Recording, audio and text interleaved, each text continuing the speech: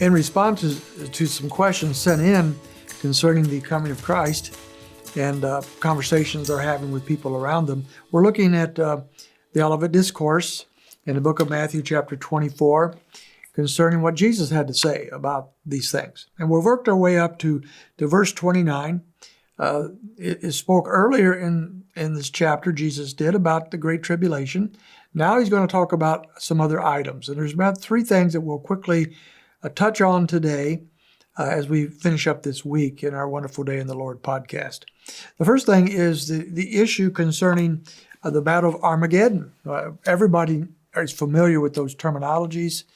Even the secular people who know nothing about prophecy or scripture know about Armageddon. Well, here it is, verse 29. And immediately after the tribulation of those days, the sun will be darkened, and the moon will not give its light, and the stars will fall from the sky, and the powers of the heavens will be shaken. It's going to be a wonderful, powerful shaking of the whole universe. And then it says in verse 30, the sign of the Son of Man will appear in the sky, and then all the tribes of the earth will mourn, and they will see the Son of Man coming on the clouds of the sky with power and great glory. So we see now the sign of the Son of Man, that is Christ. We're not told specifically what that sign is, so there is some conjecture on that. Is this simply the appearance of Christ himself? Some think it's the Shekinah glory of the Old Testament, when God's glory was manifested in a very special way.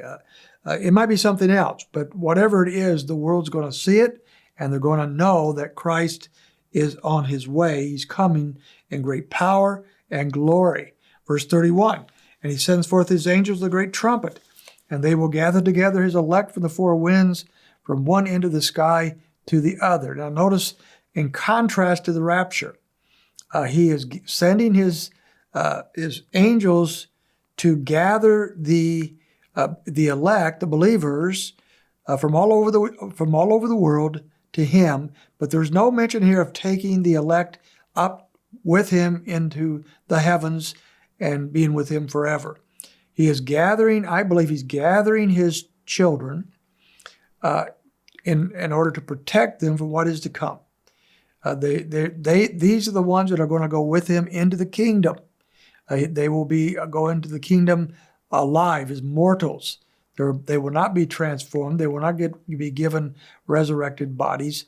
They will be mortals who go with him into the kingdom, and the Lord sends his angels to gather them and to protect them from what is happening at the Battle of Armageddon. They seem to be separated out as the Lord comes and destroys all of the enemies that are opposing him. And we looked at that on the first day, on Monday of this week. We looked a few days ago in Revelation 19 at the events of that time. And you can go back and listen to that podcast if you like. There's another thing or two I want to mention because these come up a lot. Verse 34, truly I say to you, this generation will not pass away until all these things take place.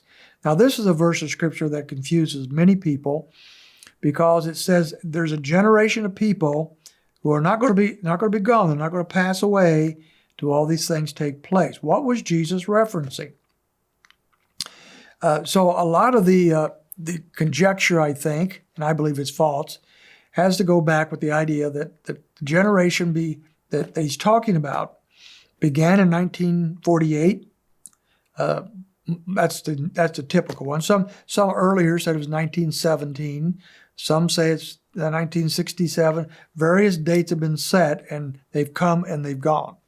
The idea seems to be that whatever generation in which the nation of Israel is gathered back into the land, that generation will see the coming of Christ. Generation is normally considered to be 40 years. And so if Israel was brought back to the land in 1948 as a nation, then Christ should have come back by 1988. Didn't happen. Now that in 67, well, that's come and gone as well. So what is he talking about here? What generation is he speaking of? I think there's two possibilities that solid prophetic theologians take that I could agree with. At least I see a lot of validity at them. One, the generation could be a reference to race. and a promise that the people of Israel, the nation of Israel, will not pass away.